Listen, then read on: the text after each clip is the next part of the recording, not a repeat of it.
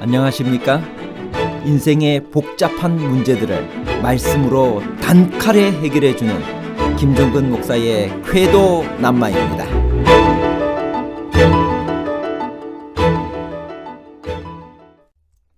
어렸을 때 성소봉사를 시작한 사무엘은 제사장 규정에 적용을 받았나요? 사무엘은 고앗 후손인데 어떻게 아론의 자손만 가능했던 제사장이 될 수 있었나요?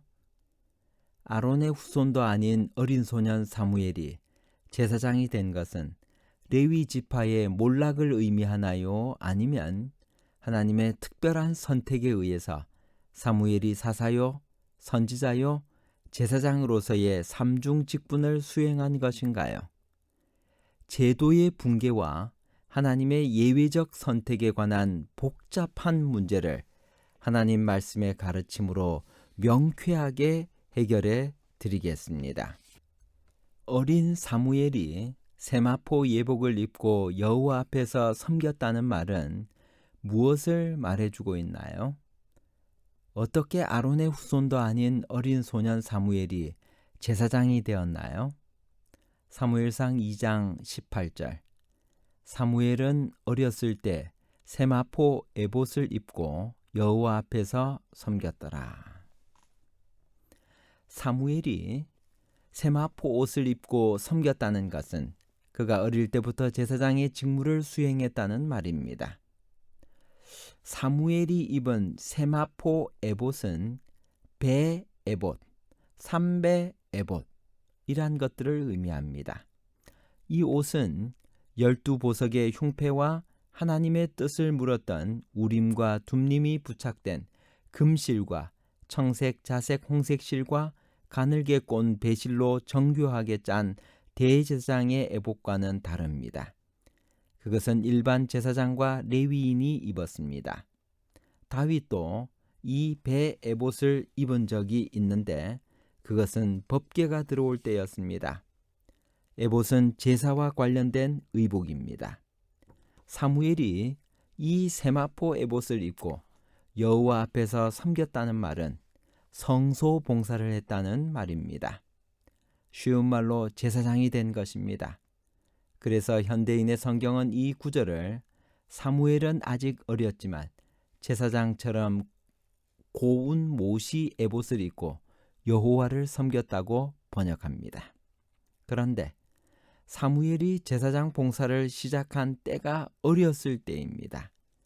랍비들은 어렸을 때라는 히브리어 나하르를 종이나 군사들의 경우가 아니면 대개 15세까지 적용했습니다. 레위 지파의 성소 봉사는 아무 때나 하는 것이 아니었습니다. 일정한 연령에 해당되어야 했습니다. 일반적인 규례는 25세에서 50세까지였습니다. 레위인은 이같이 할지니 곧 25세 이상으로는 회막에 들어와서 봉사하여 일할 것이요 50세부터는 그 일을 쉬어 봉사하지 아니할 것이었다. 민수기 8장 24에서 25절에 있는 말씀입니다. 그러나 이 규례는 상황에 따라 탄력적으로 적용되었습니다. 봉사할 자들이 많을 때에는 시작하는 나이를 30세로 늘렸습니다. 반대의 경우에는 20세로 내렸습니다. 예컨대 사울이 제사장 85인을 죽인 후에 봉사할 제사장이 부족해지자 다윗은 레위인을 20세 이상으로 계수하라고 했습니다. 그렇다면 어렸을 때 성소 봉사를 시작한 사무엘은 이 규정의 적용을 받지 않는 예외적인 경우입니다. 부조와 선지자 573페이지입니다. 레위인들의 규례로는 저희가 25세 전까지는 그들의 특별한 봉사에 들어갈 수 없었으나 사무엘은 이 법의 예외가 되었다. 해마다 그에게는 더욱 중요한 임무가 위임되었으며 그가 아직 아이 때 성소의 직무에 성별된 증거로 세마포 에봇을 입고 있었다.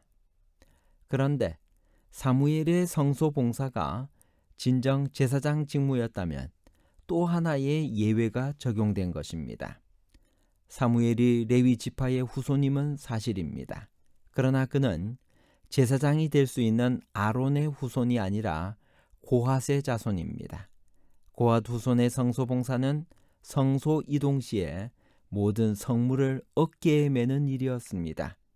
그러면 사무엘은 제사장이었나요? 그렇습니다. 본문의 증거는 사무엘이 성소에서 제사 이외의 봉사를 한 것이 아니라 제사를 드렸음을 분명히 밝힙니다.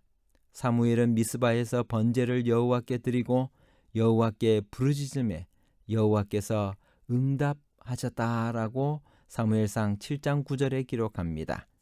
그는 라마로 돌아가 또 거기서 여호와를 위하여 제단을 쌓았습니다. 무엇보다도 여호와께서 친히 사무엘이 제사를 드리는 자임을 인정하셨습니다. 여호와께서는 다윗에게 기름을 부으라는 미션을 받고 사울을 의식하여 두려워하는 사무엘에게 암송아지를 끌고 가서 내가 여호와께 제사를 드리러 왔다고 하라는 지시를 주십니다. 사무엘은 제사장으로 부르심을 받은 것이 확실합니다. 어린 사무엘이 성소에서 에봇을 입은 것은 제사장으로서의 봉사를 시작한 것입니다. 그렇다면 그것은 하나님의 특별한 선택에 의한 것입니다. 그 사실은 어린 사무엘이 엘리 앞에서 여호와를 섬길 때 여호와께서 그를 3번씩이나 부르시어 엘리의 집에 내릴 심판의 말씀을 주신 것으로 확인됩니다. 하나님은 제사장이 되는 규정을 초월해서 사무엘을 택하셨습니다. 규정을 만드신 하나님은 규정에 매이지 아니합니다. 사무엘의 봉사는 하나님의 선택에 의한 것입니다. 사무엘은 이후 제사장 봉사를 포함하여 선지자, 사사의 직분까지 감당합니다. 그는 구약의 인물 중에 유일하게 사사요, 선지자요, 제사장이란 3중 직분을 하나님께 받고 봉사한 사람입니다. 그는 이스라엘의 건국의 아버지인 모세에 필적하는 위치에 선 인물입니다. 엘리의 아들들은 아버지의 말을 듣지 않았습니다. 그 이유가 무엇이었을까요? 사무엘상 2장 22절 29절 엘리가 매우 늙었더니 그의 아들들이 온 이스라엘에게 행한 모든 일과 회막문에서 수종드는 여인들과 동침하였음을 듣고 너희는 어찌하여 내가 내 처소에서 명령한 내 제물과 예물을 밟으며 내 아들들을 나보다 더 중히 여겨 내 백성 이스라엘이 드리는 가장 좋은 것으로 너희들을 살찌게 하느냐. 엘리의 나이가 너무 많았습니다.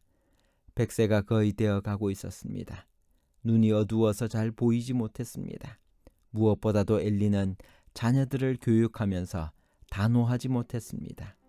책망이 필요할 때 올바로 훈계하지 못했습니다. 아들들의 잘못을 보고 들으면서도 우유부단한 태도로 대했기 때문에 그들은 아버지 엘리를 두려워하지 않았습니다. 심지어 그의 아들들이 하나님을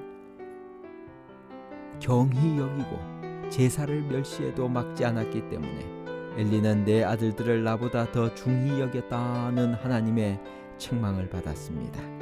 우리의 자녀 교육은 어떤지 깊이 생각해 봅시다.